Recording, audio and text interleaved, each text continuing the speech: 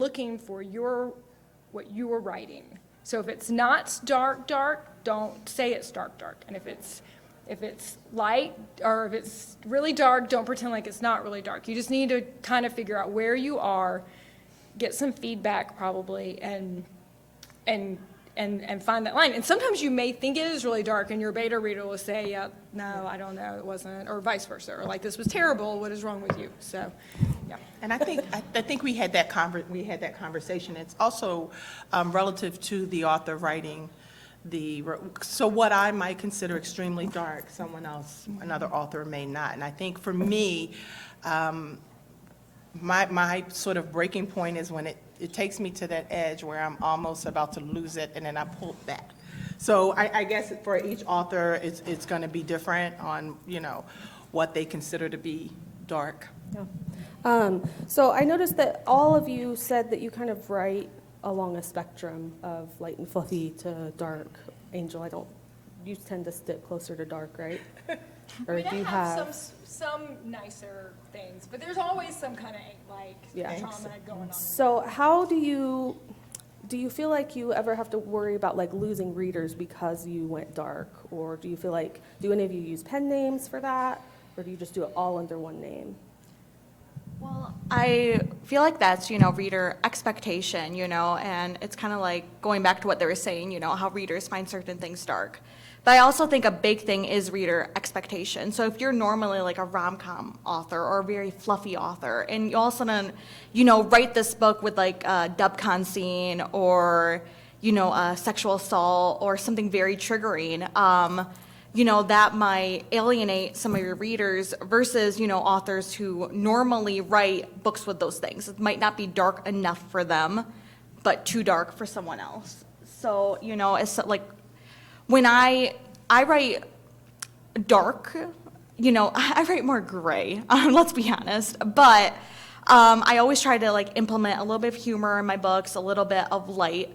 But when I'm going to write my dark stuff, because I do plan to write some very dark stuff coming out, I will not put it underneath the Katie May pen name, because my reader expectation is if I write dark, it will be, the world will be dark, but I won't ever have, abusive love interest. I won't ever have, that type of theme in my books. So I think it comes down to reader expectation for you personally and what you've written in the past.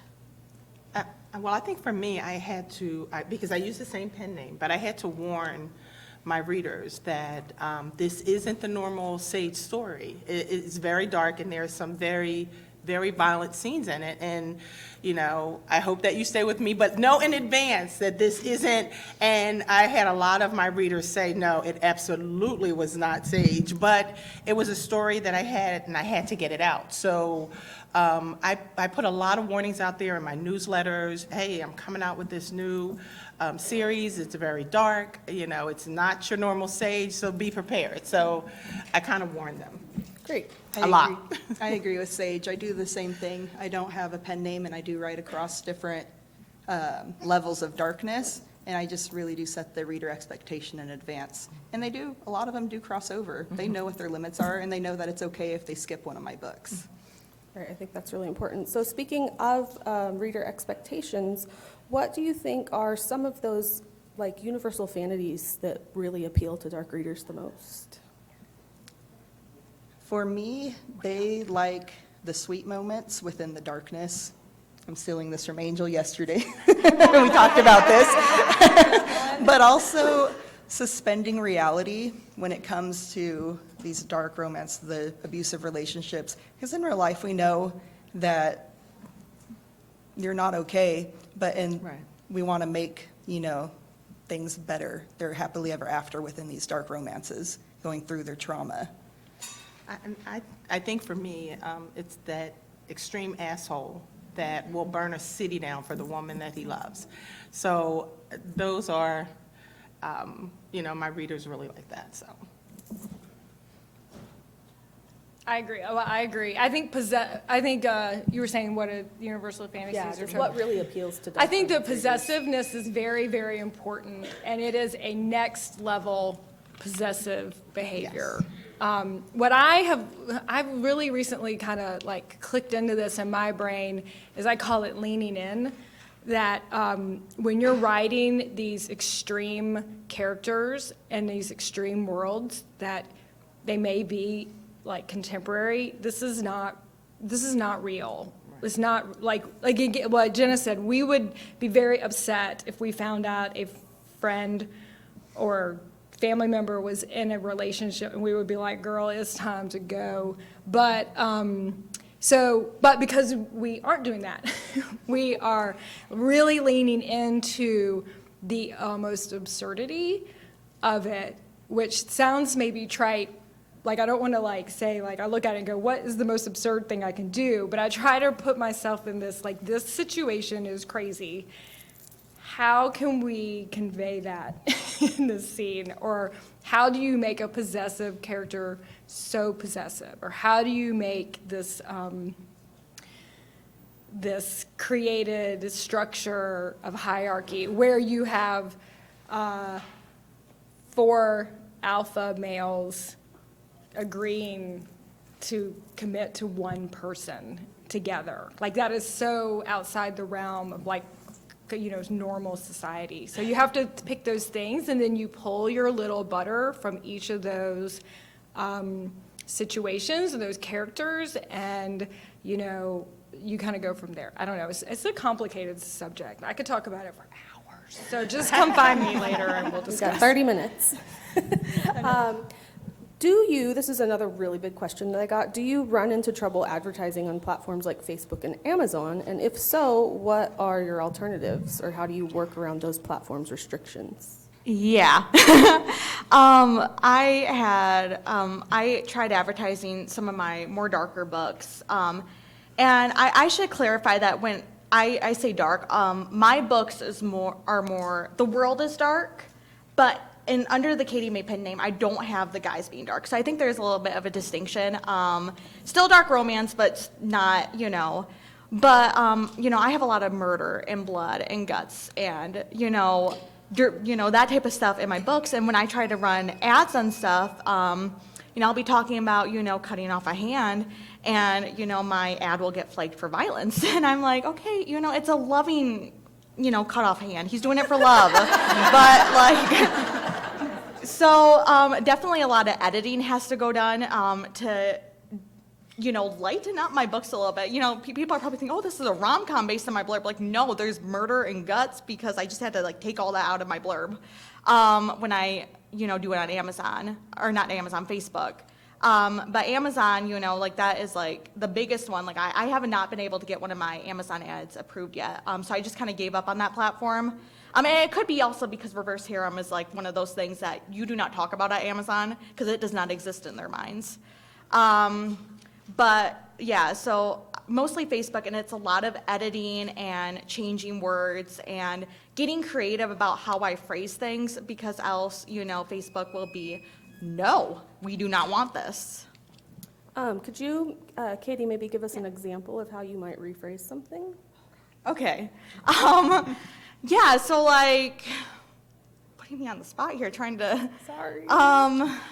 Yeah, so if I'm like, if I have a section that like I think my readers will really resonate with, and they're talking about unaliving a character, instead of, oh, we murdered this person, no, we just lightly punched this person, certain like little phrases that will change here and there, or we'll just take all those words out.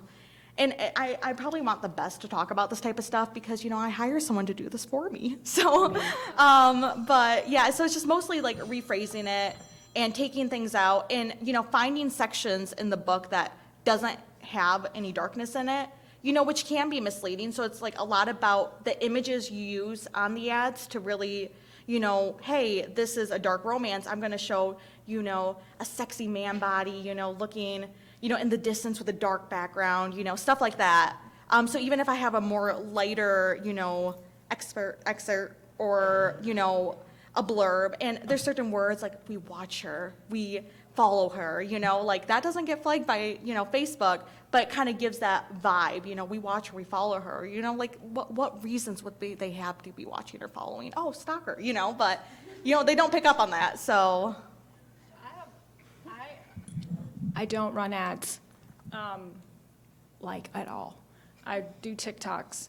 So the way that I get around not doing ads is covers, hard to market writing, Facebook groups, newsletter, building a readership, Instagram. I engage with everybody that engages me for the most part. I try to like everything. I share a lot of the edits they put up, things like that.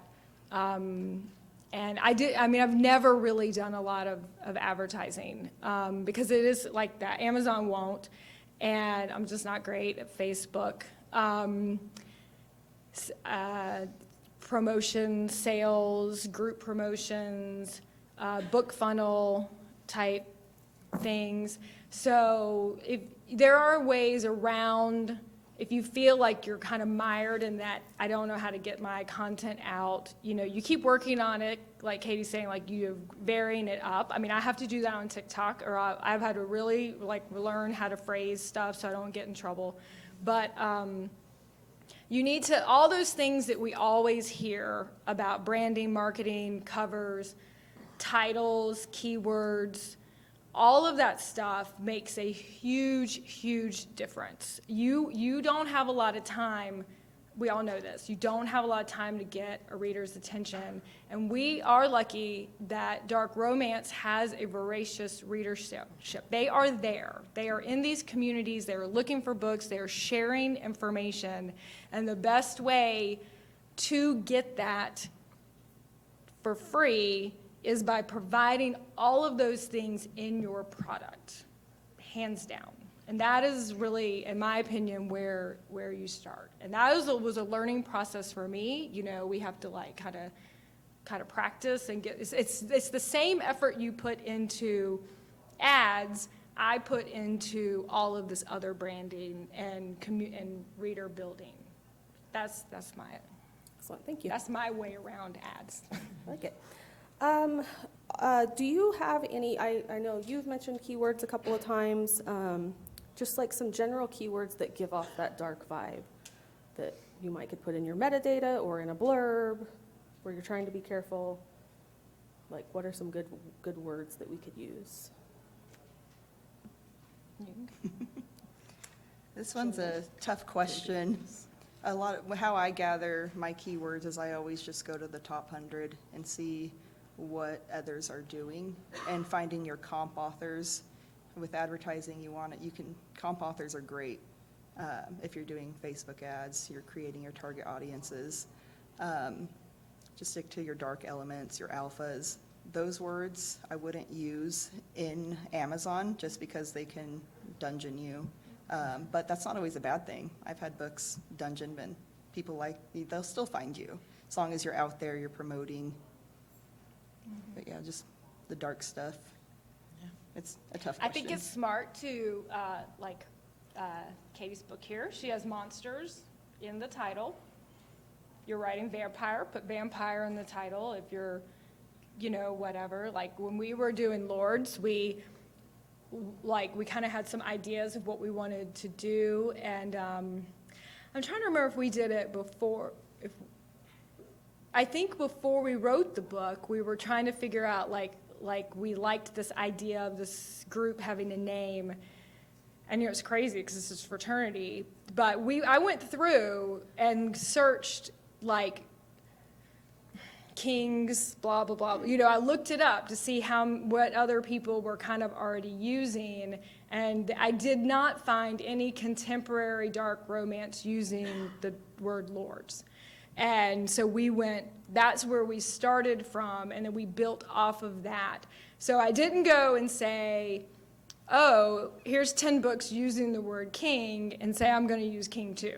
It was like, how do you draw that flavor in, but kind of trying to stake your own territory to build your own brand off of. And, it's hard to, things are taken, but you got to be, you can't lean too much into what other people are doing, but you just want to take that trend and pull it into your own. And those are the ones that, when I look, seem to be doing the best, is when they can kind of drill their own little niche out. But I would definitely get your keywords on your cover as much as possible. I mean, our first book was Lords of Pain. It was plural, lords, and there was a lot of pain, and it was coming. It was all right there with the couple and that in their, Manchesty, alpha, all of the information was right there. So I think that readers just immediately picked up on all of the keywords from the image and from the title.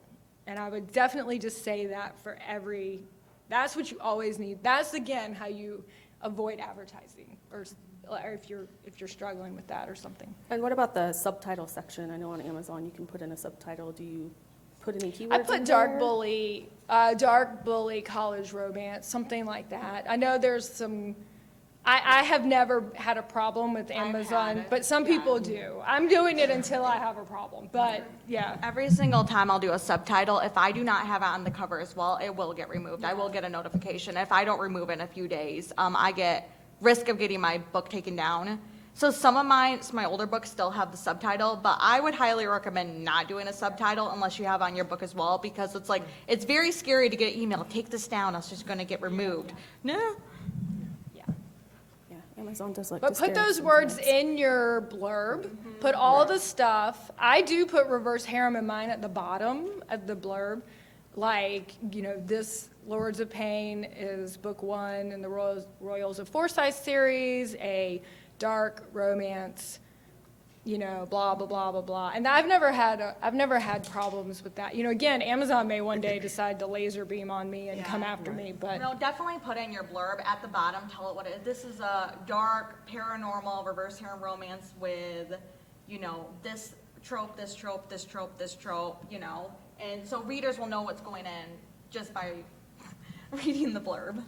I decided a long time ago that I want the right readers more than I want Amazon's approval. Yeah. So I want to make sure that the readers know it's a whatever up front, because that is who I'm not selling to Amazon, I'm selling to those readers. It's like Ginna said, getting in the dungeon may not be the worst thing as long as your readers know how to find you, or, it might be where you belong. Could be. Let's come back down to this end of the table. Ginna and Sage, which popular romance tropes do you think best lend themselves to dark romance? I feel like a best friends to lovers might be a little bit harder than, say, an enemies to lovers. That is true. I like to lean heavily into the psychos. My guys tend to be more golden retrievers, but horrible to the outside world. So I do like the dark cinnamon rolls. Dark cinnamon rolls, all right. I think mines are just really strong alpha assholes that. I know you mentioned mafia too, right? Yes, and so they're mafia, and going back to what Angel said, on my cover, I make sure, because it is new for me, the dark genre, I make sure that I put it not only on my book cover, but in my blurb, and make sure people know right up front what you're getting. Yeah. So, yeah. Do Not you so think many there's- babies, though. Yeah, not so many babies. I was gonna say, do you think there's a trope that maybe you couldn't take dark? I think you can take anything, dark bod, not Angel? No, Yeah, I can make nothing, anything right? dark. I don't think so. I think you can take anything It's dark. again, it's about your world structure. So if Yes. your couple isn't, your couple may not be. So it may be your best friend, and your best friend has to step up and protect their person or whatever, and they may have to do really dangerous things in that scenario that are coming at them from the outside. So, I mean, I think regardless of what your dark situation is, if it's the relationship between your couple, or if it's the outer world, your couple is always actually needs to be fighting something bigger, because that's what's going to draw them together. So at some point, I think the characters would always end up having to do something to one another that maybe wasn't so great. So it doesn't really matter who they are or what your setup is, what your trope is. Yeah. What are some things that you feel like you can get away with in dark romance that might be frowned upon in lighter, fluffier romance? Definitely the rougher sex. Dubcon. Dubcon? Dubcon. Murders. Murders. Dubcon. Yes, Dubcon. We're all here for the same reason. The dubious I consent. think the whole Yes. brutality Oh. of murders that, in the way you do them, and All the consents. It's not just, Yeah. the consents can go so many different ways, and they can go up and down. And, what's like consensual one time may not be consensual another time. Like, all of these are things, and you can keep, I don't think that there's anything off the table. Again, it's all about the world you have created. You don't want to just be gratuitous and doing something dark just to be dark. You don't ever want to sit there and say, what is the craziest thing I can make these characters do? You want to say, here is my character, what would he do or she do in this situation? And then you find your line in that situation. And sometimes my co-author and I will talk, and I'll be writing ahead, and I'll say, well, do you think this should happen? And it's not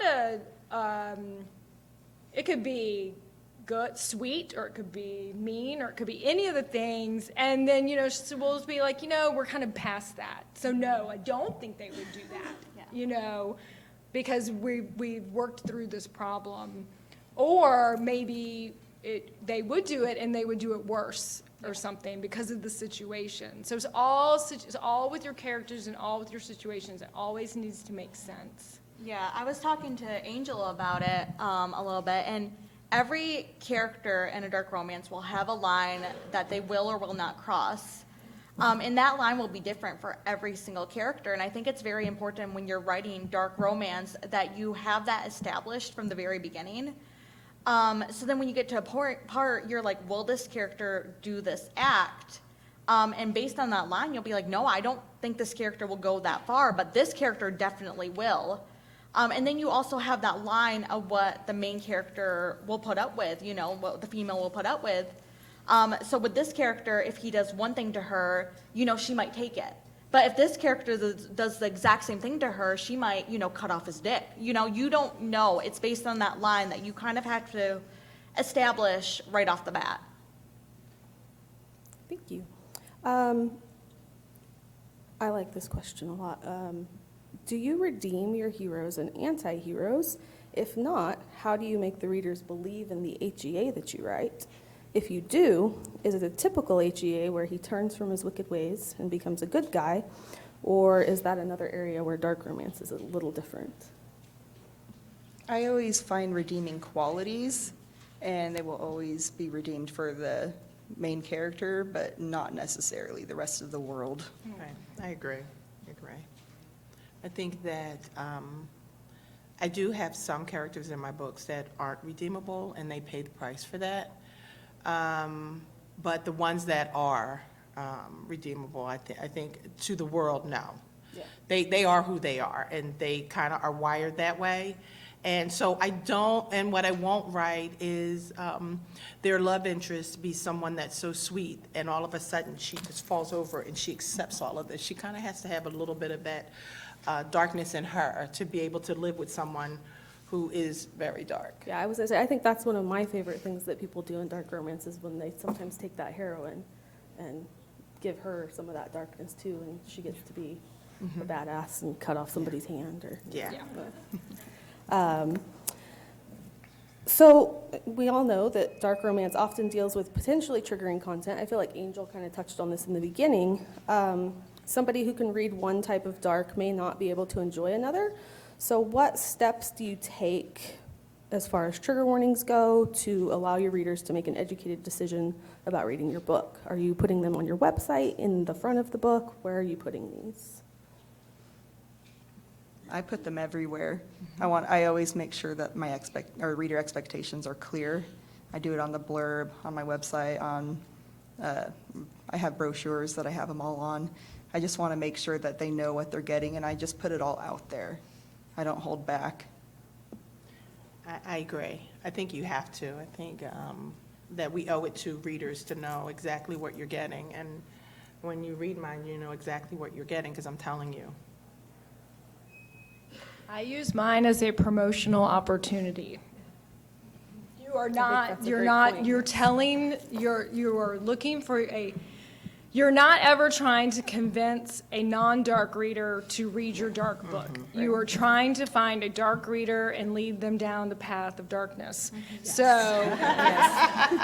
so you absolutely want to let them know what is in your book, because you are trying to find the person that wants that. So, you don't want to spoil things, but do not look at it, because I see this a lot, like in the groups, like, how do you feel about trigger warnings? It's a promotional opportunity. I mean, it is a warning to clear out the people you don't want, but for the people who do want it, It's like, enticing.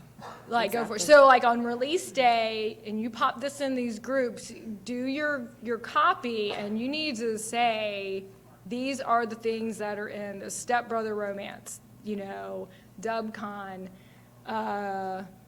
drug abuse, mental illness, list everything. Do not be shy, because if you're in those reader groups, you'll see a reader will say, I am looking for a book about a female character who is a hairstylist, and her love interest is a police officer, and they have an altercation. They tell you the whole book they want to read. They know what they are looking for. They know what they're looking for, and so you don't tell them like the plot, but you give them all these things because they are looking for very, very specific content, and you want to be ready to give that to them. And be ready to just own all of it. Just own all of it. Do not be coy about writing this. Adding on to that, sometimes when I'm promoting romance or any type of romance, but especially dark, I'll actually list all the tropes it has before I even do the blurb. Like sometimes I'll do that instead of a blurb. I'm like stepbrother romance, psycho vibes, touch her and die, mafia, whatever the tropes may be. And I find that a lot of times, especially in dark romance, for some reason, it just works better to reel readers in over the blurb. Awesome. Speaking of using it as a promotional tool, it kind of goes into this question really well. What are some other unique marketing opportunities that you've used specifically for dark romance? I run that. I don't run it. My PA runs it. I have the dark. I have two. One's the Dark Bully Reader Challenge, and one is a Reverse Harem Reader Challenge. I don't know if any of y'all have participated in that, and it's like 30 days for every day of the month, and you just sign up to do it. I mean, it's limited days, and we run these every consecutively. So one will be a dark month, and then the next month is Reverse Harem.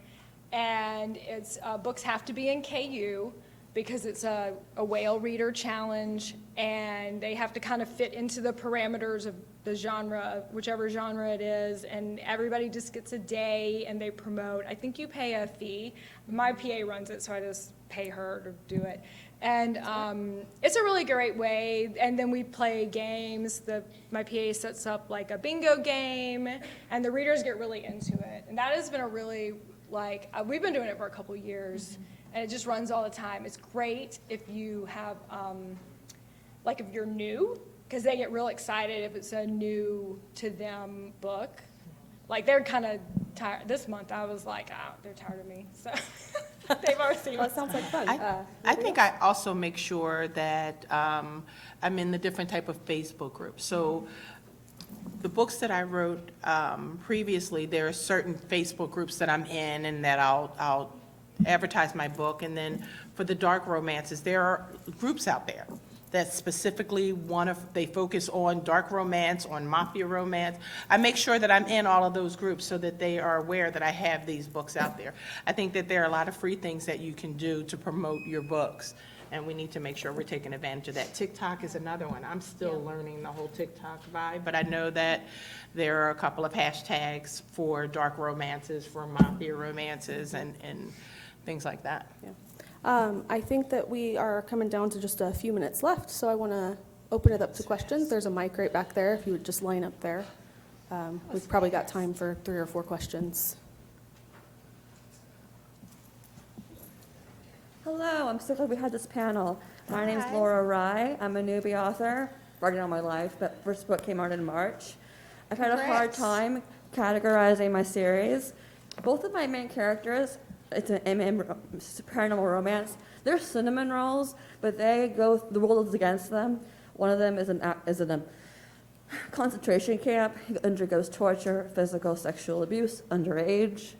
And I'm trying to make sure, sorry, let me see how I wrote this. How common is it in dark romance for both of the main couple characters to be cinnamon rolls in a very dark world? I have a few books like that, and it's readers will call it dark, even though I'm like, no, these are nice cinnamon roll characters. Yeah. But I think it's, again, like Angel was saying, it's all about the world you create, and if you have a dark world, even if your main characters happen to not be dark themselves, it still can be a dark romance. Great, so I want to Yeah. make sure I'm categorizing it correctly. So it is dark romance, even though it's a happy ending. Yeah, it does sounds sound like like it. Yes, yeah, okay, thank you. And also, I just wanted to say, I'm so excited to meet everyone here, and I'll be in the back, and I want to do a card exchange, because I want to read all your books, and it would be fun for our community. Thanks. Awesome. Thank you. Hello. Oh, can you hear me? Oh, good. So my first question is to Angel. Sorry, 52-year-old eyes. PA usage, does she post on your behalf or as herself or herself, himself, or their self? I post everything as myself. Okay. They don't post anything for me. They organize everything behind, like my newsletter swaps, or my newsletter finds me promotions, that kind of thing. So when you're talking to Angel Lawson online, you are talking to me, so. The second question has to do with African-American heroines in dark romance. There's a little bit of pushback. Obviously, I'm looking right at you, Sage. There's a little, because I write interracial romance, but my characters are all 40 plus, because I'm 52. But my question is, I've already been told there's going to be some pushback because the character is African-American, and why would we do that? Why would we subject ourselves to that? I'm like, because it's fiction.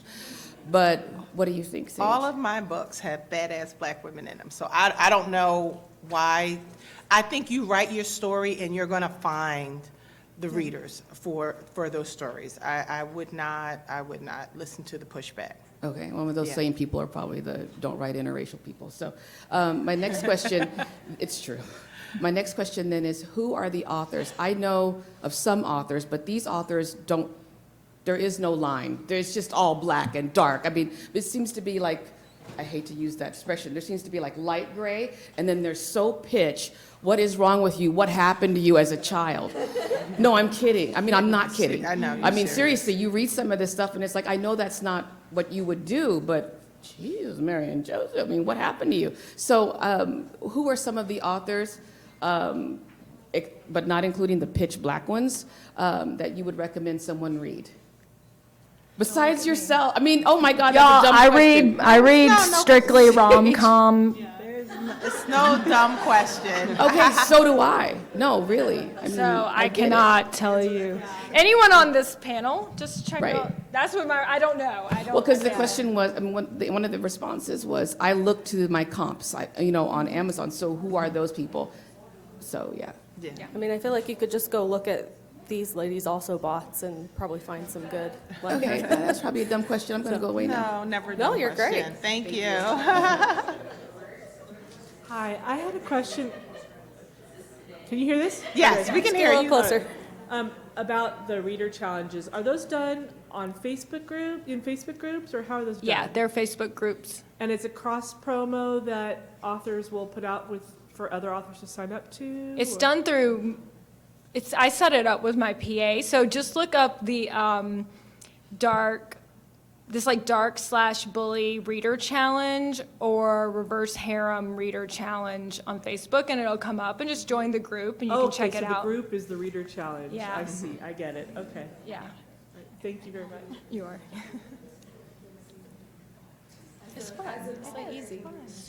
I'm gonna plug you because I've done a couple of those challenges. Oh, okay. As an author and a reader.